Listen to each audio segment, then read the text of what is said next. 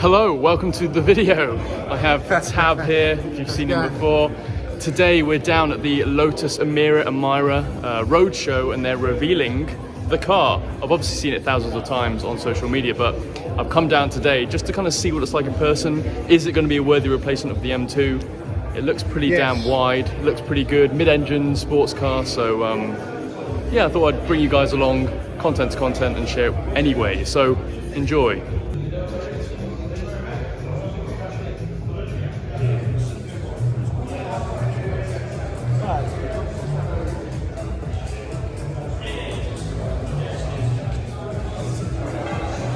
So quick look at all the colours available. This is the first time I've been able to see the colours in person. I originally was going to go for blue just because, you know, blue M2, but I think if I did spec one and I did buy one, I think I'd go for the red. It's very hard to kind of show on camera here. I'll put it under the light, but the fleck in the red, it's kind of like a dark red. It's really nice actually, and in Harry's garage video, you can see a red in the background in the factory and it looks really, really nice. The yellow is kind of flat, so there's not much fleck in it. I don't think I'd go for the yellow. The blue has that kind of fleck as well, which is really cool. I think everyone would get blue, but it is a really nice colour. This is the dark grey black colour. This is the green, which is quite dark as well, and I guess under the sunlight you would see the green a lot more. Again, a really cool colour. I think a lot of people are speccing with tan interior, and then silver as well, which again I really like. So I think for me personally it's between blue, red and silver, but I think I would go red because I think that would look really nice on the Emira.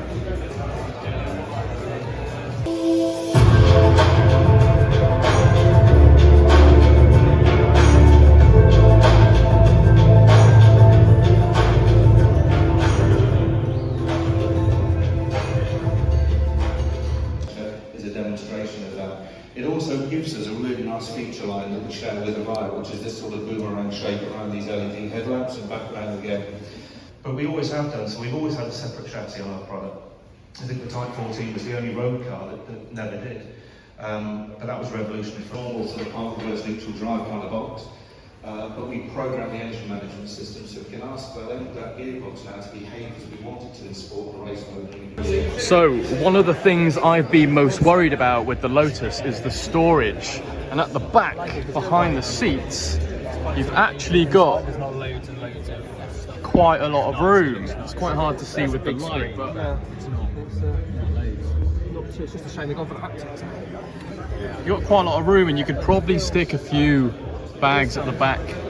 You've got a hook on the back of the seat. It's not too bad at all. I'm quite impressed with that. Because obviously you don't have front storage, so you don't have a frunk, but you do have rear storage, which I'll show you in a second. But with that, it's not too bad. So we've opened the boot just to have a look at the storage at the back, and we've just got a load of batteries and stuff. I imagine, just because this is a prototype, that this wouldn't be here on the production car, but yeah. Can't tell the depth, but we can see how wide the opening is.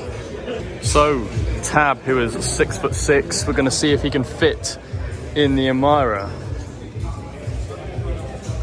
How's the headroom in there? Yeah, it's not too bad actually. It's very similar to the 570. But the pedals are nice, left foot action on the braking. Yeah, not bad, not bad. So similar to the McLaren 570, eh? Sorry. So tall people can fit in the Emira as well. Right. We'll have a little conclusion about the car later after the event, but let's just have a quick walk around and look at all of it. This is very cool, I noticed. All this extra girth. It's like the hips on the Toyota Supra, this extra paneling to make it look wider. I really like that. Let's get inside because I haven't done that yet. Oh, So going off this, I'm assuming it revs to about 7,000. Everything in here is pre-production. I talked about the boot space at the back. So these seats can actually go a lot further forward because, as you can see, my legs are basically straight right now. So putting the seats further forward would mean that you get more boot space, but do sit very low, typical Lotus, and it's a very nice place to be. So I'll hop back out. So this is obviously the first edition, currently starting with the V6, and then later on the AMG 4-pot will be coming out later, and then they'll be doing the base editions where you can choose a V6 or a 4-pot, but it's very wide. If you took all the badges off and you were driving around London, especially if you spec'd in the red colour, people would probably confuse you with driving a 488, especially with those kind of 458, 488 lights. It's very wide at the front. I think in the rear view mirror of someone else's car, you'd probably give off quite a presence. It's a very, very nice car. I do really, really like it. All right, we're back at the car. Look at that perfect parking spot. Thank you very much for watching. Just a little summary of what my thoughts are of the Lotus Emira. I think the biggest thing is the finance. Finance is going to be the biggest play of whether I choose to get the Emira or not. If it's going to be 10, 20k deposit and then £1 a month for 4 years, it's just going to be a no completely. So we're going to have to wait, hold off, wait for the Lotus to release the finance, and then I'll be able to decide whether it's a worthy replacement of this M2. And then there's obviously the build quality, and there's a big uncertainty of jumping into a different brand where I'm very used to the BMW brand, and moving into a Lotus brand where build quality has always been a bit iffy on the Lotus side.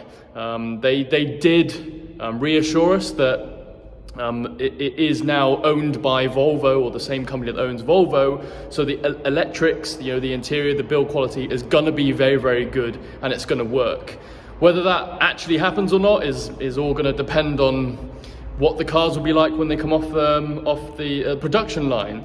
An interesting fact is that at the moment there's about 1,000 locked-in deposits or locked-in specs that will take the build production cars all the way up to, I think, next year. So basically, if I even were to go and get a car now and put my name down and put a deposit down, actually put a build slot in, locked down on my spec, etc., I wouldn't even be looking at receiving my car till 2023. So basically, what I'm going to do is I'm just going to hold on to this car. I'm going to wait. And then we can see what the new M2's like. We can see what the Emira is going to be like, V6 and i4. See what people are thinking about them, see what the reviews are like, and then I'll make a decision. Or maybe I can just keep the M2, refinance it, and take it all the way to stage 3. Who knows? But anyway, I'm going to leave it at that. Thank you very much for watching. Like, comment, subscribe, the usual, and I'll see you later in the next video.